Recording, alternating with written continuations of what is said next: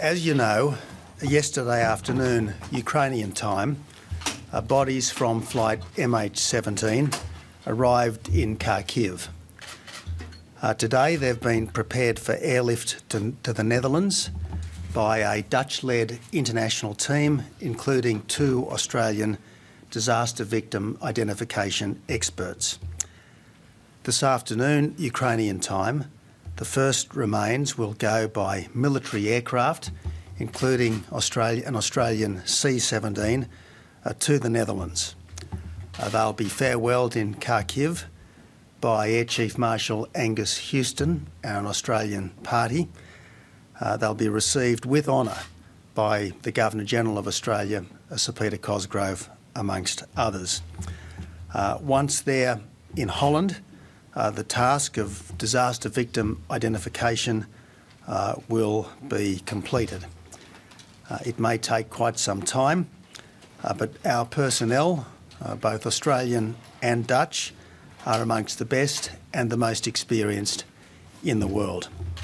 I want to thank the Governor-General for agreeing at very short notice to go to the Netherlands for this important task. I want to thank the 100 or so Australian officials who are now abroad to assist with Operation Bring Them Home.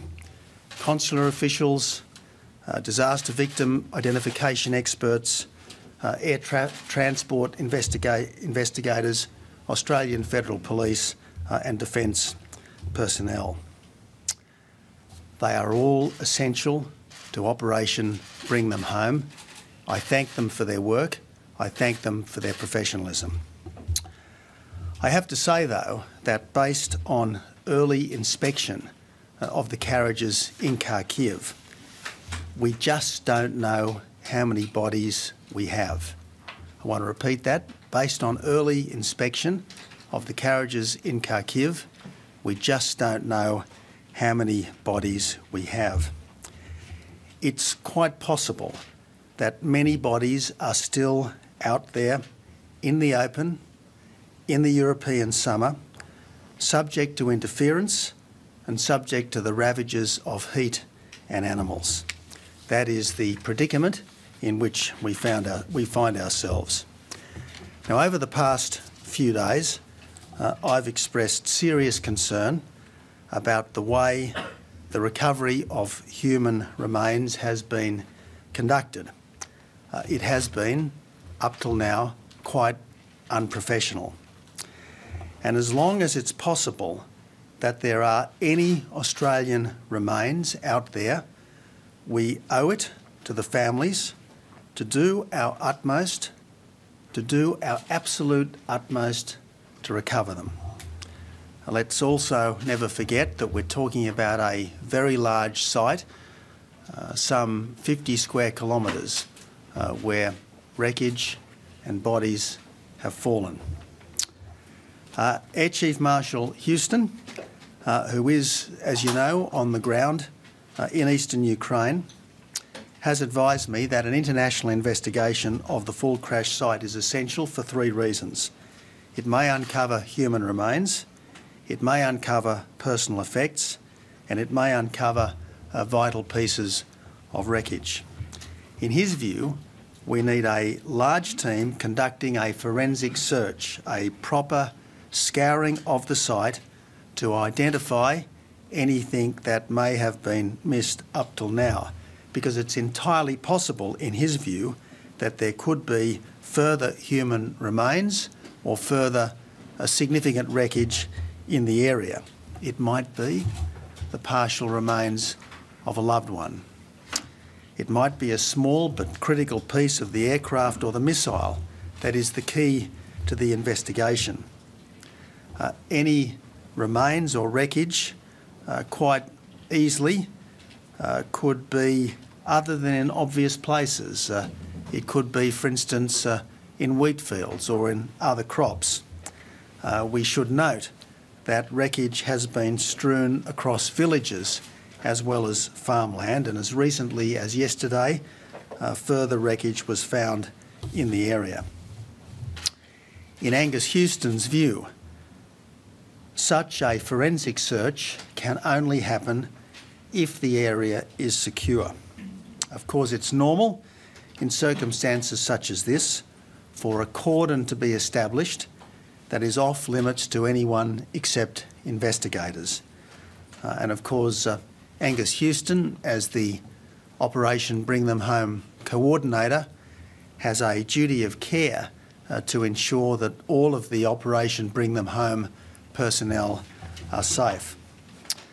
So we are looking, the Australian government is looking at options for creating a safe environment for the forensic search of the area covered by the crash trail.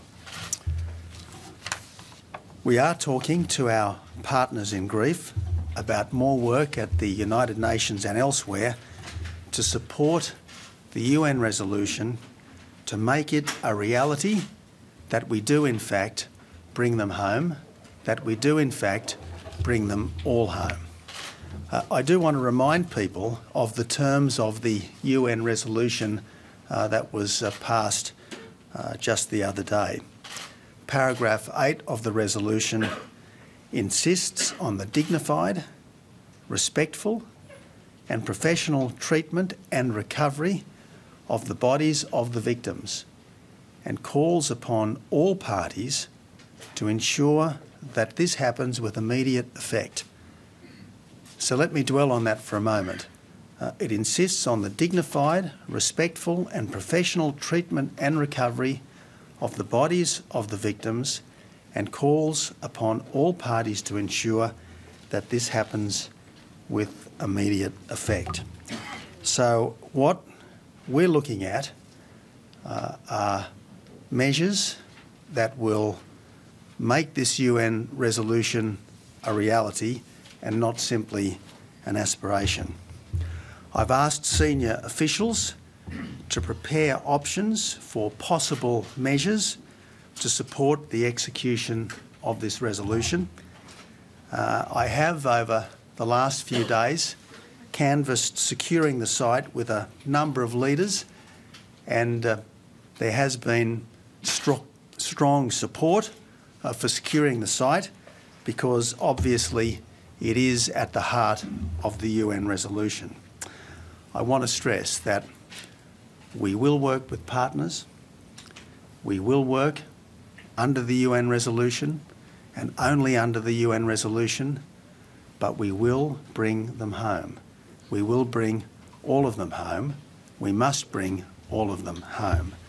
And my fear is that unless we do more, unless we prepare for further possible measures, some of them will never come home, and that would be completely unacceptable for bereaved families in Australia and right around the world. Prime Minister, given what you've said about the need to protect the investigators who will be looking at the site, is the option you spoke of yesterday about some sort of multinational force, whether it be defence or whether it be police, still a really option, the most obvious option? Yeah, look, I've asked senior officials of the government in a range of different agencies to prepare a range of options, and obviously we'll look at those options. I'm conscious of the fact that we're talking about a very large site over which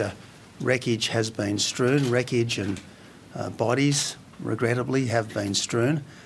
We're talking about some 50 square kilometres, and yes, it's a dangerous part of the world. So I'm looking at a range of options, and we'll look at the options and then we'll make some decisions. But I stress, we will work with our partners, we will work under the UN resolution, but we will bring them home because that is the duty that the Australian government owes to the Australian people. Two questions, Andrew? Prime Minister. Firstly, on the force that may or may not be sent to Ukraine, what are the legal constraints on sending armed forces into a foreign territory? And secondly, do you have any evidence of deliberate contamination of evidence on the ground as opposed to contamination that might have been through people unwittingly trying to help or through looting? Well, I just want to refer people to the advice from Air Chief Marshal Houston that I've given to you earlier. That's what I really want to focus on today, the advice from Air Chief Marshal Houston that a full forensic search is necessary if all of the bodies are to be recovered, if all of the 37 families are to be satisfied that their loved ones have come home. So we do need a full forensic search of a large area, and we're looking at whatever options I'm given by my expert advisors, whatever options I'm given by our various agencies and arms to do this. Legal constraints on an armed force, though? I mean, I imagine there would have to be some sort of United Nations oversight or NATO oversight. Well, we have a resolution. It's a resolution in unambiguous terms. I can read it to you again if you like, Andrew, but it insists on the dignified, respectful and professional treatment and recovery of the bodies, and calls upon all parties to ensure that this happens with immediate effect. So we are operating under this resolution, and we're going to continue working at the United Nations and with our partners to ensure that this resolution is given effect, that it's not just an aspiration, that it becomes a reality. Mr. Abbott, to actually Brendan? control an area and protect an area of 50 square kilometres would take many thousands of well-armed troops. That's entirely speculative, and I would discourage any speculation along those lines. It's utterly speculative, Brendan. What we're talking about here is what's necessary to ensure that we have a full forensic search. That's what we're talking about. What we're talking about here is enabling a full recovery operation to take place. Plainly, we haven't had anything like a forensic search. We haven't had anything like professional recovery operations up till now. We do need them, but they obviously have to be carried out in an appropriate environment, and that's what we're talking about. Prime Minister, what's your reaction to reports from Russia that MH17 may have been downed by a Ukrainian fighter jet? Look, I know there's been all sorts of speculation, and there have been new theories. I think that's the most dignified way of describing them, but I'm just not going to go into them. My absolute overwhelming concern is Operation Bring Them Home. My absolute overwhelming concern is to work in support of Air Chief Marshal Houston and to ensure that Operation Bring Them Home is a total reality, Prime Minister, David? you mentioned that you'd been canvassing, securing the site with other leaders and that there was strong support for that. Can you talk a little more about how many leaders you've talked to? Has that been today? And when you say strong support for exactly what? Well, as you know, I've spoken to many leaders. I've spoken to quite a few leaders more than once, as you'd expect, and I'm going to continue talking to leaders over the next 24 and 48 hours, as you'd expect. Not a single one of them has disputed the need to secure the site. There is, as I say, strong support for securing the site because, let's face it, that is at the heart of the UN resolution, which has been unanimously carried. For instance, if we look at paragraph 6 of the resolution, it demands that the armed groups in control of the crash site and the surrounding area refrain from any actions that may compromise the integrity of the site, including by refraining from destroying, moving or disturbing wreckage equipment, debris, personal belongings or remains, and this is the key, and immediately provide safe, secure, full and unrestricted access to the site and surrounding area for the appropriate investigating authority. So we're operating absolutely under the letter and spirit of this very important United Nations Resolution 2166. Just to be clear, Prime Minister, is that being breached right now?